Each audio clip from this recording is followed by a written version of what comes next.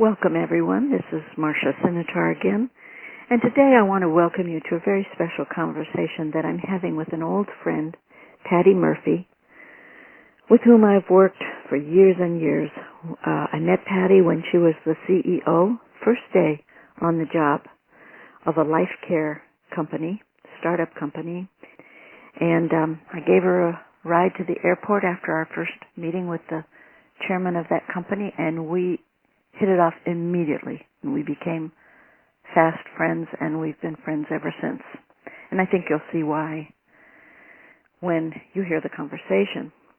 Now, today our conversation is going to focus once again on spiritual wholeness, but this time we're going to be looking at spiritual wholeness, holiness.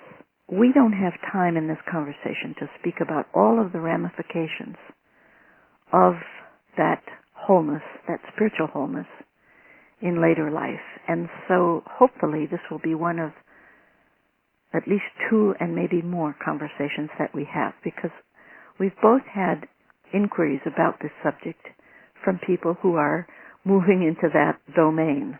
On this conversation, which is really a little bit of a conversation, a little bit of an interview, we're talking really about Patty's father, J.O. Murphy. And Patty's father was a very spiritual man, an integrous man, and you'll hear some of the principles that keep repeating in my work, and you'll hear it from her perspective of living with someone that had that disposition. But the other thing I wanted to say is that not only did Patty, and does Patty, have a rich background in corporate leadership, but also as a gerontologist and years of working as a licensed counselor, family counselor. You're going to hear, and I hope you'll listen for 5 repeating principles, and I want to briefly just mention what they are. These are 5 repeating principles of both spiritual wholeness, holiness, and later life, if that individual is moving towards the holiness that we're looking at in these conversations and in my writing. So the first one has to do with that shining out of the discernment of God's image in us. So it's that shining out of the integrity and the light, capital L, that is our life, that we read about in John 1. The second principle is, as I'm saying, it's a kind of discerning of God's image with us, as us. So we're kind of turning towards that image, towards that light that brightens it up. And from us, now this is not just in later life, but it becomes increasingly evident and consistently evident in the life that has apprehended that image. And then the third principle, and this is, again, more and more evident as we head into later life, it's the generativity that we speak about and spoke about in other tapes. I think specifically of one that I had with a poet and a monk who spoke about his poetry being his way of giving to others, which is what generativity means in the framework of psychiatrist Erik Erikson. Now, the monk was actually a cook and is a cook in his monastery, but his poetry is a way that he's able to give what he has to give to others, to the next subsequent generations. And in his case, it's the images and the ideas that have meant something to him for a lifetime. Then the fourth principle has to do with this idea of teleos, which is really a pivotal idea of my own center, my own work. Teleos means the completion of that walk or course of life that we feel discerned, meant to live, that we feel called to live.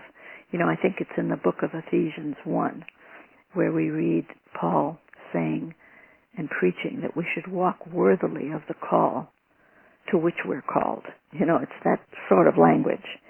And so what you see in life of the spiritually whole is that they're step by step through the ins and outs, the trials, the tribulations, the ideas that are moving to them. They're the soul life, the human life, the life on earth is unveiling that image within, God's image within, and running the course that they feel meant to run. It's a difficult thing because it's always in the framework of the human life. So whether one is a bus driver or a householder, a monk or a nun in a cell praying as their work, as their way of living out that image, whether they're a politician or I should say statesman, we see that completion, which leads me to the fifth, and this is in later life. The fifth consistent key is a sense of humility. That no matter how shining and wonderful and even majestic a life we've led, no matter how shining the image that we've been able to unveil from within ourselves, there's always that sense that we could have done more. There's always that question, have I done enough? And I think this is the genuine humility of a saintly person in later life. And I think that's what you're going to see from Patty's father. That question at the very end, have I done enough? Even as one is gazing into heaven. So with that little overview, I welcome you to our conversation. I hope it's enjoyable to you. I always look forward to your feedback, your notes, and I wish you the best. So stay tuned, and we'll begin.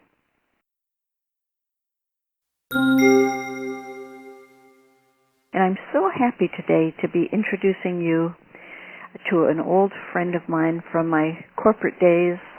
We worked together, and today my guest, Patty Murphy, is calling us from Asia. So if we hear some clicks on the phone or a little bit hard to hear, I hope you'll bear with us, and we're going to do our best to do this conversation.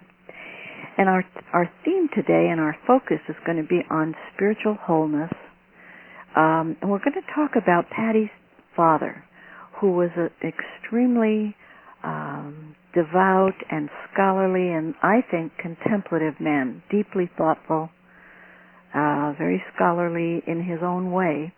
And with that little introduction, I want to welcome you, Patty, to the conversation. Thank you, Marsha. It's good to be talking to you. Great to hear your voice. And I guess just going on what I was saying a few minutes ago, your dad, from what you've told me, had a real love of Scripture and a real love of being his own person at the same time. So it was very unusual, I think, in that respect. And I think maybe you could tell us, what was it like growing up with a man that had that profile? Well, the thing that was always amazing to me is he wanted us to all, his children, two of us, to be our own true selves. And though he influenced us and had much to say about things, to thine own self be true would have been his theme with us. Beautiful. And his advice to me was always so subtle when I talked to him, but his letters to me are what have just been wonderful, and my sons even read them and say, wow, how he was special. That is a beautiful thing. A lot of us don't have, I think I only have one letter that my father wrote, and he wrote about me to a relative, and I just cherish that letter. So special. It's really special, and you feel the whole character of the man in the writing, and I'm sure that you and your sons feel that way. And I wonder for our readers, just to start with giving us a flavor of how he thought and how he was, if you could read a little bit from something he might have written to you. Okay. This letter was written to me, quite the longest letters he ever wrote to me. Mm-hmm. And it was after I had taken some friends to visit in our home, and he felt that I was more or less being, quote, taken advantage of because of feeling like I had to help everyone. Right. So he wrote me, and one of the things he said, Mother and I are proud of your behavior. But then he went on to say, one's confidence is one's private property and self-respect and cannot be laid at the feet of others lightly. We all should have friends of sufficient worth in whom we can repose such confidence. Wow. One reason for my interest in your attending a state school, to me this is just the core of his thinking, rather than a Bible college, which is what he attended, is my desire that you be more developed in your understanding than most devoutly religious people and are. There is real need for an advanced understanding of Bible or religious teaching.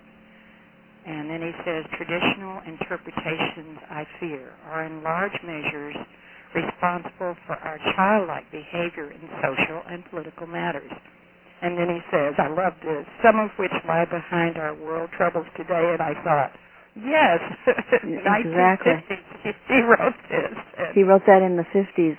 And that's an amazing, amazing position that he took as far as, first of all, wanting you to develop a mature understanding of the Bible and Scripture and even surpass what traditional religion often gives us.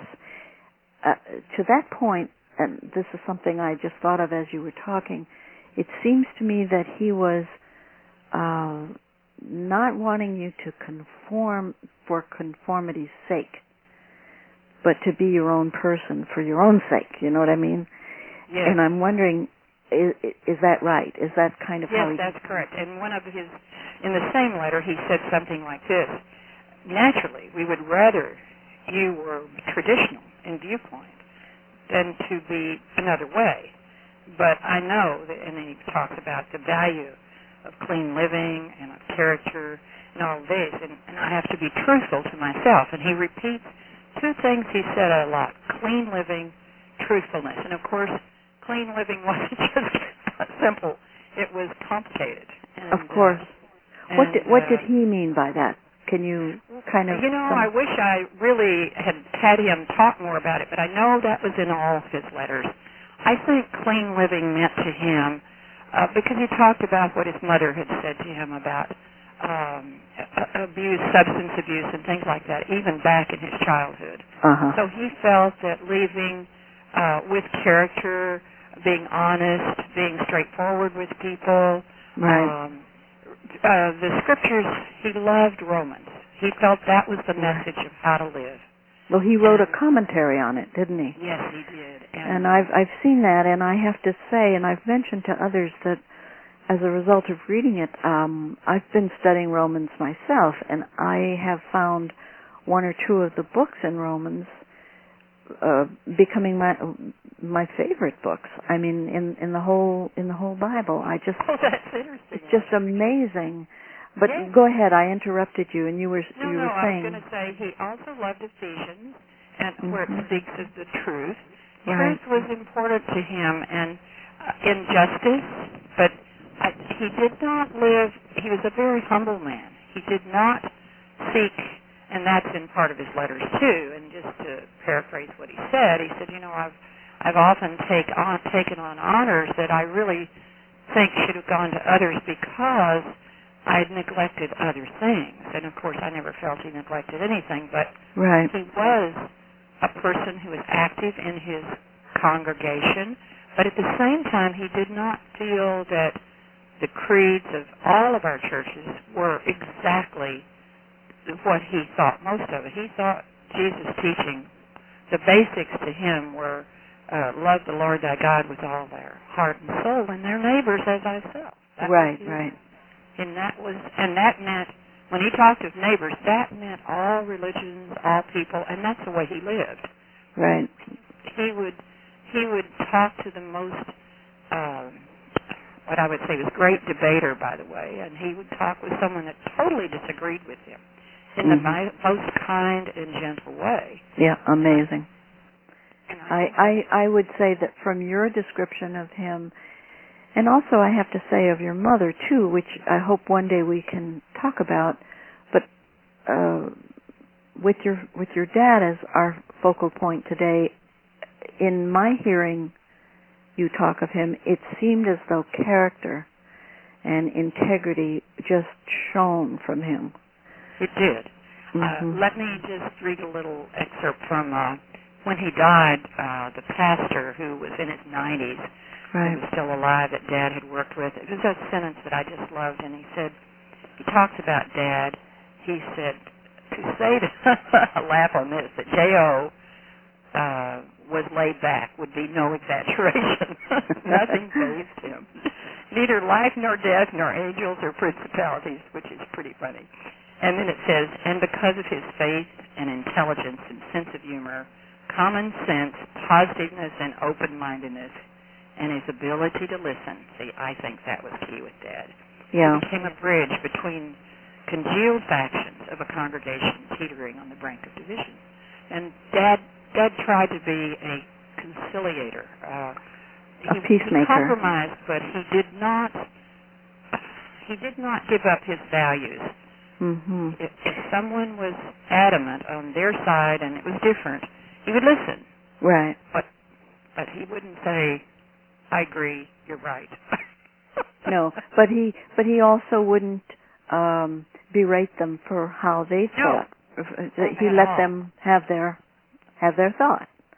Absolutely. And he was, known in the community for someone who brought good to everything he served, and he worked mostly with disabled and people who had less than most people had. Yeah. So that he saw as his, working for the hands of God in a way. Exactly. So well, I think we all have our little part of the earth where we work as much as possible for God. I mean, those of us who have that feeling. And, it makes me want to say that I think I alluded to this earlier, that this holiness that I talk about, or spiritual wholeness, it's really not born of our doing as much as the sense that we have of the presence of God, or the actual presence of God in us. So it's not in our human tent that we exhibit these traits, because some people get all excited and they say, "Oh, we're not holy, we're sinners," and yes, maybe so, but with the touch of God, that holiness shines through. And from what the pastor said about your father, it does sound like that shone from him. It did, and there's, Dad didn't. One of another comments he made in that long letter to me was the thing that he was concerned when people interpreted the Bible with fear. And he just commented about that, and he said, I cannot believe that, because I believe that God is a loving God who has been good enough to create us in His own image. Right. And if we think about that, then that also ties to His clean living. Right. We're the temple, therefore you don't desecrate the temple. Exactly. The other thing I wanted to ask you, it very much relates to this idea of how a person lives and what they project of that image that they apprehend, of God, of being God's image. In later life, which so many people fear and shy away from in some fashion, whether it's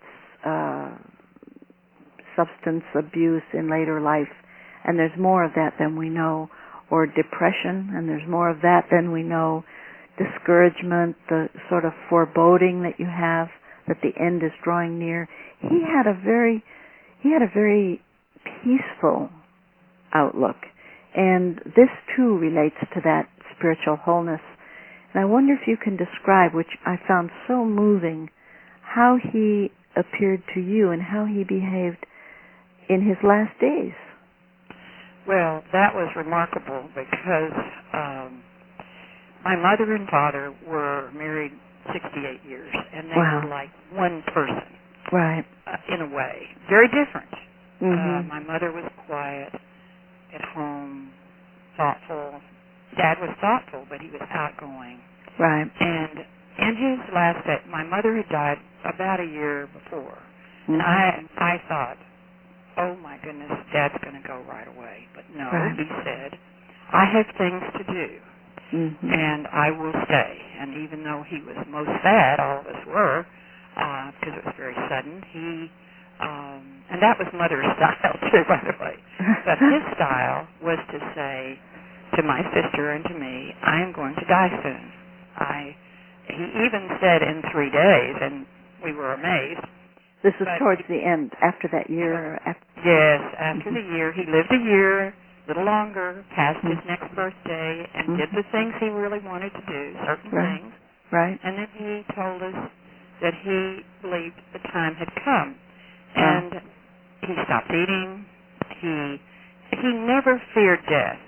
But one thing he said, I loved some of the wonderful moments, and we had only moments with him. We sat for 2 weeks, my cousin and I, and held his hand, and we'd be there at different times, and one time he came out of his sleep and said to my cousin, thank you. That's my dad. So then the other thing was, as toward the very, very end, he woke up and said to me, I hope I rise from the grave. And I said, Dad, if you don't, nobody else will. Yeah. Yeah. And that was his most last moments to speak to me, and he felt it was time to go. Well, you know, when you told me that you had asked him if he wanted you to read some scripture to him, yes. and that he said no, and he wanted just to have you sit quietly with him, or am I hearing it right? Did I hear it right? Yes, exactly right. And that surprised me, but that was Dad. He knew the Bible. I think he could have quoted he had a fabulous memory to the last moment, and he died at 97. Wow. I think he knew the Bible so well. It was a friend. I think he saw God and saw heaven. I'm convinced of that. And I'm convinced of that. And he did not need me to interrupt his viewing of whoever and whatever he was talking to inside of his sleep. And, I think so. You know, Patty, I sort of, I had the sense when you told me about it at first, the first time you mentioned it, and that's one of the reasons I wanted to chat with you about it and about him. I had the sense that he was already gazing into heaven. That in himself he was all prepared, and he knew, and I think that's why he was able to say to you, okay, you know, I have these many days, 3 days, whatever, and then make preparation. Yes.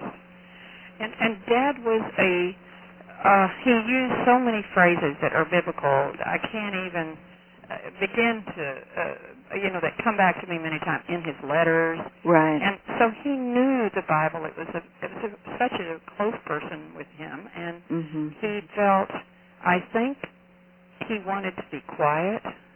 You know, what is the scripture? Be quiet and be still and know I am God. Be still and know that I am God. Right. And you know, the other thing I would say, and we're kind of running up to our time limit here, but I would say this, that in the Bible we read that David, the psalmist, was a friend of God. And it seems to me that your dad was a friend of God as well. And that's what enabled him to live so peacefully and with such integrity up until the end. Yes, I think that's true. And even to the very end, he was sharing a room with another man, and he was always, before he did go to sleep in the last 2 weeks, he was always concerned about the other person. Mm-hmm. So he lived it. He lived that love of neighbor and love of God above all. Well, Patty, it's inspiring to hear just a little bit. I know we've just touched the surface, but it is inspiring, and particularly because so many people, when I speak or write of spiritual wholeness, they seem to think that only the canonized saint, and thank God for them, but they're not the only ones that can project and shine that light of God from themselves. So I thank you, and how fortunate you and your family are to have had him in your life. Yes, and even today when I talk to some of the cousins that I didn't even know things, still they'll tell me about little things that he did or said to them that meant so much, and it's amazing. They'll say, I remember he was more a father to me than my own father, and actually he wasn't with him very much, but his counsel and his closeness to God, I think that's a good way to think of him. I think so, and I also think that just knowing someone lives on earth who has that close relationship with God. It's one thing to read about. It's another thing in your life to know somebody, even an uncle or an aunt or somebody that we know, a pastor, a friend. It gives us hope for our own life, and it gives us something to strive for in our own life. So, Patty, well, I can't tell you how much I appreciate this conversation, and I look forward to talking with you soon. Thank you. Thank you very much. Thank you so much for the time. I'll talk to you soon. Bye-bye. Bye-bye. You've been listening to a conversation between author-educator Marsha Sinetar and her friend Patty Murphy. Miss Murphy has spent years as a corporate leader in the life care industry and is also a licensed marriage family counselor, now residing in Asia. You can also read about the repeating principles discussed in this recording in Marsha Sinetar's writings, especially the ideas about spiritual wholeness in later life, which are central to Don't Call Me Old, I'm Just Awakening, published by Paulist Press. In time, we hope to post such recordings on our center website, www.marshasinetar.com.